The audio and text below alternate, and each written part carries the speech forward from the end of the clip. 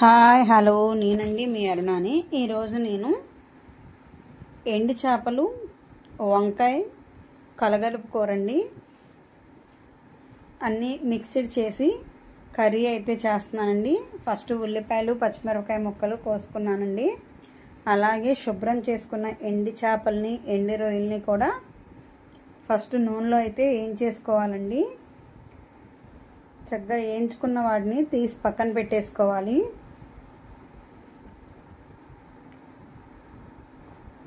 అదే ప్యాన్లో ఉల్లిపాయలు పచ్చిమిరపకాయలు కూడా వేసుకోవాలి.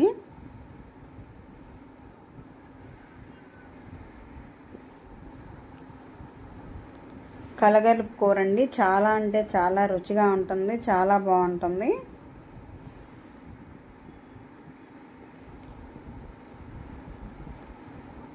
ఉల్లిపాయ పచ్చిమిరపకాయ కూడా వేసేసుకున్నానండి.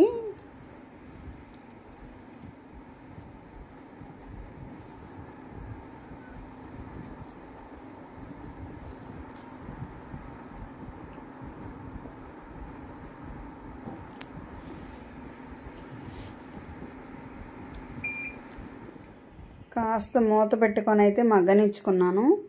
ఇందులోనే పసుపు ఉప్పు కూడా వేసేసుకున్నానండి. ఉప్పు కొంచెం చూసేసుకోవాలి, ఎందుకంటే ఎండు చేపల్లో కూడా ఉప్పు ఉంటుంది కాబట్టి.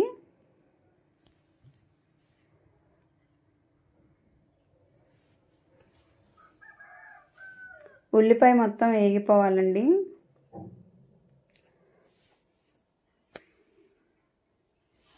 ఎండు చేపలు ఎండు రొయ్యలు మెత్తళ్ళు కూడా చాలా టేస్ట్గా ఉంటాయండి. కలగలుపు కూరలో వేసుకోవచ్చు. వంకాయ ముక్కలు అయితే ముందుగానే కట్ చేసి పెట్టుకున్నాను కదండి, అవి కంటెక్కకుండా కాస్త అందులో సాల్ట్ అయితే వేసుకోవాలన్నమాట.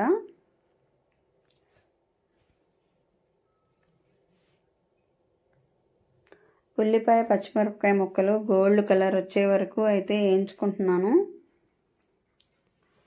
మూత పెట్టేసుకుందాం కొంతసేపు.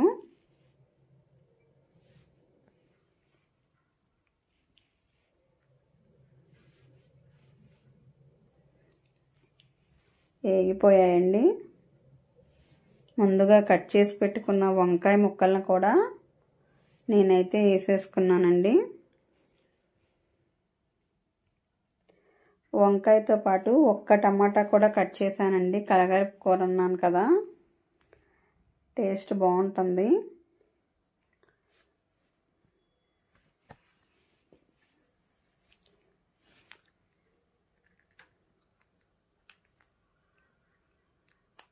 కాసేపు మగ్గనిచ్చేసుకున్నాను.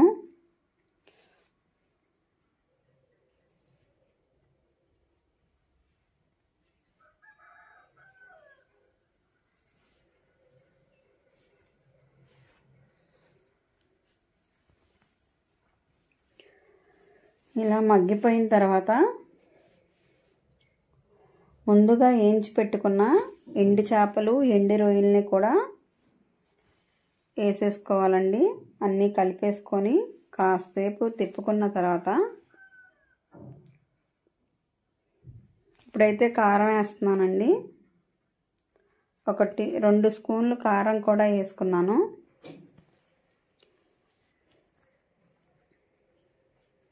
వీటిని కూడా ఒకసారి అయితే కలిపేసుకున్నానండి.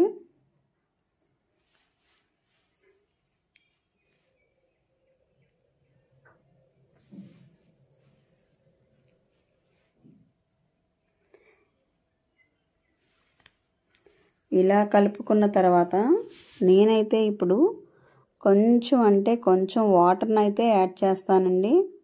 ఎందుకంటే మనకి చేప ముక్క ఉడకాలి, ఆల్రెడీ మనం ఫ్రై చేసాం కాబట్టి.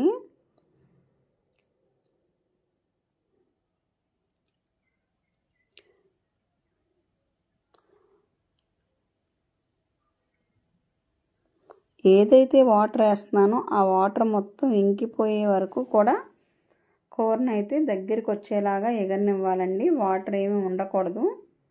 ఆయిల్ పైకి తేలే వరకు కూడా కూరని లో ఫ్లేమ్లో పెట్టుకొని కుక్ చేసుకోవాలి. ఈ కూర మాత్రం టేస్ట్ చాలా బాగుంటుందండి.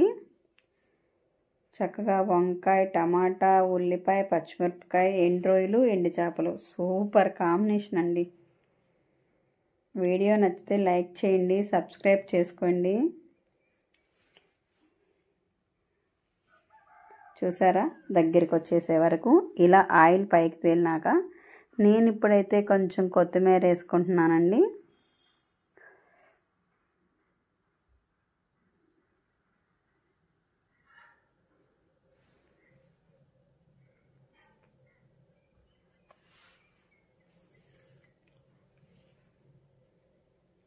కర్రీ అయితే రెడీ అయిపోయింది.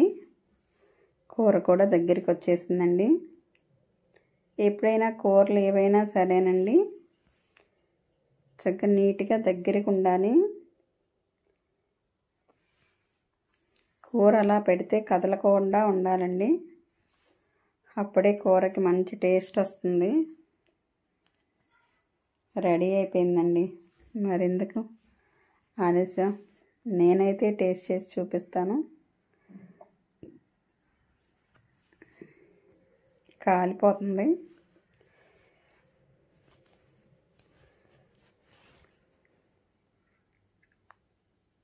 సూపర్గా ఉందండి. చాలా అంటే చాలా బాగుంది. కర్రీ అయితే మాత్రం సూపర్ టేస్ట్ వచ్చిందండి. వీడియో నచ్చితే లైక్ చేయండి.